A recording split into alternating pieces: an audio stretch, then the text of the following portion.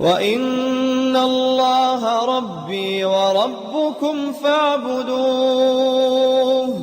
هَذَا صِرَاطٌ مُسْتَقِيمٌ. Dan tidak cukup dengan itu, setelah ke Irak beliau melanjutkan ke Syam. Namun dalam perjalanan ke Syam beliau lelah dikarenakan cuaca ketika itu tidak baik, tidak mendukung untuk melakukan perjalanan jauh. Akhirnya beliau kembali lagi ke kampung halamannya. Dan ketika sudah belajar ke sana kemari dan mendapatkan ilmu yang banyak, akhirnya beliau kembali ke kampung halaman. Ngapain kembali ke kampung halaman? Dakwah kampung halaman. Sunnahnya itu seperti ini. Belajar, keluar, baliknya kemana? Dakwahnya di tempat di mana dia dilahirkan. Jangan ke tempat yang lain.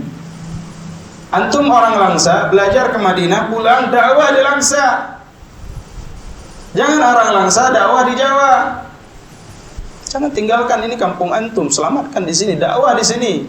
Walaupun nanti banyak tawaran di sana sini, tawaran. Saya mau berjuang di kampung halaman saya. Ini komitmen seperti ini harus ada. Mungkin di antara kita ada yang mau belajar keluar. Kembalinya kemana? Kembali kemari, berjuang di sini.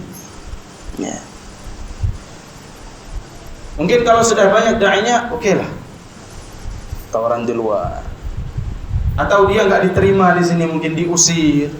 Dakwahnya nggak berjalan di sini, oke. Tapi kalau selama orang-orang teman-teman yang mendukung di sini, maka dakwah di sini. Ini yang terbaik seperti ini. Para ulama seperti itu mereka. Belajar bersama syekh di mana, di negeri mana, pulang dakwah di kampungnya. Buka markis, buka pondok, buka pesantren, buka ma'had, bina anak-anak muda, bina anak-anak kecil dari kecilnya, diajarkan Al-Quran, diajarkan akidah yang benar, menghafalkan hadis dan lain sebagainya. Ini beliau. Dan ketika pulangnya beliau rahimahullah ke kampung halamannya, itu melihat kebiasaan-kebiasaan orang kampung yang tidak sesuai dengan syariat, langsung dibantah. Tapi dibantah dengan hikmah, dengan adab yang baik. Dengan apa? Didatangi pembesar-pembesarnya, tokoh-tokohnya, dinasihati dari tokoh-tokohnya, diberikan masukan, diajak siapa yang dekat dengan tokoh-tokohnya, didatangi, dakwah.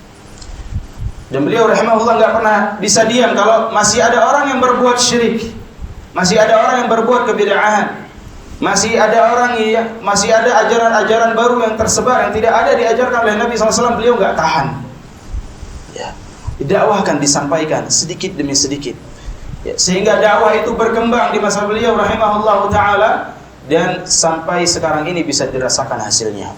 Dan itu karena Allah Subhanahu wa taala, melalui perjuangannya para ulama dan pertolongan Allah Subhanahu wa taala. Dan itu berangkat dari himmah, dari keinginan yang kuat, dari azam yang kuat, dan dari kesabaran yang tinggi, dan dari keikhlasan yang luar biasa.